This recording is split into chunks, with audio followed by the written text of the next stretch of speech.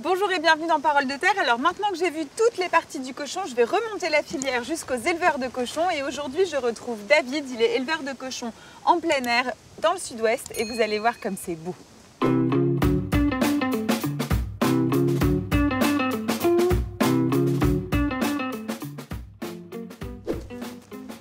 Salut David. Bonjour Raphaël. Alors raconte-moi, toi tu es éleveur de cochons en plein air Oui. dans le sud-ouest. Oui. Pourquoi tu as fait ce choix? Parce que en fait, c'est une histoire familiale. Hein. Ok. Mes grands-parents ont commencé à avoir une exploitation. Mhm. Mes parents ont suivi avec des vaches laitières et des porcs. Mhm. Moi, je me suis installé en 2010 dans les vaches laitières. Mhm. Et puis entre-temps, bon, je me suis marié, j'ai aujourd'hui 2 enfants.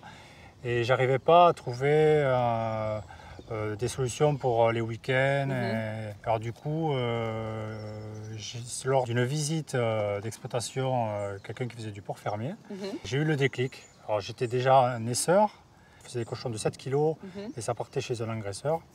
Et je me suis dit, pourquoi pas passer le cap et dire, allez, je m'en vais faire du porc fermier en plein air. Mhm.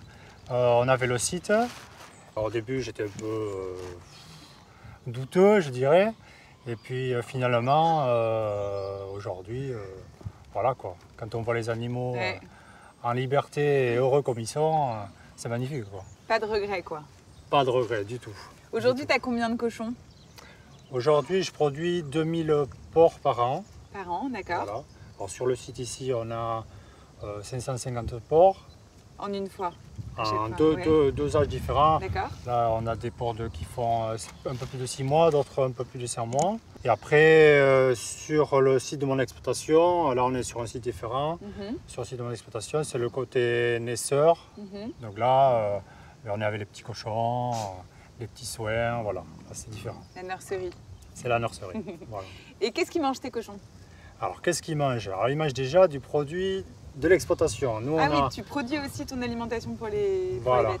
Super. Alors, nous, on fait 70 hectares de maïs. Mhm. Voilà, donc la totalité du maïs revient sur l'exploitation. Oui. On a une fabrique d'aliments, Mhm. on broie tout ce maïs et on incorpore après un complémentaire qu'on achète à un groupement. Et du coup, après, on amène la farine toute faite ici. Donc c'est Formidable. fabrication maison.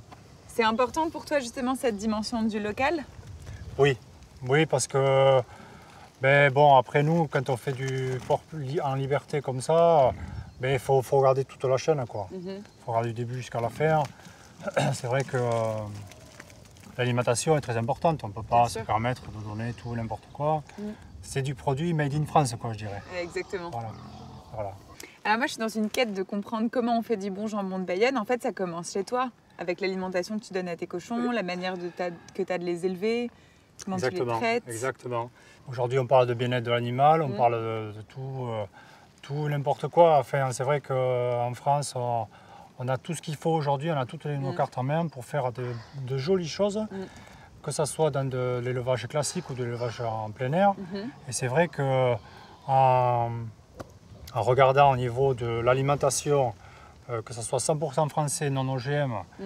et ensuite continuer sur de l'élevage, voir comme ici, bon, Ouais. là c'est ma spécialité, mais sur du plein air, et puis voir Mm. comme ils sont heureux. Mm. Bon, là, il a plu un petit peu, donc là ils sont encore plus heureux. Mais je C'est dans la dirais, boue. ils sont dans la boue. Mais la qualité de jambon, elle est là. Ouais, bien sûr. Elle est là.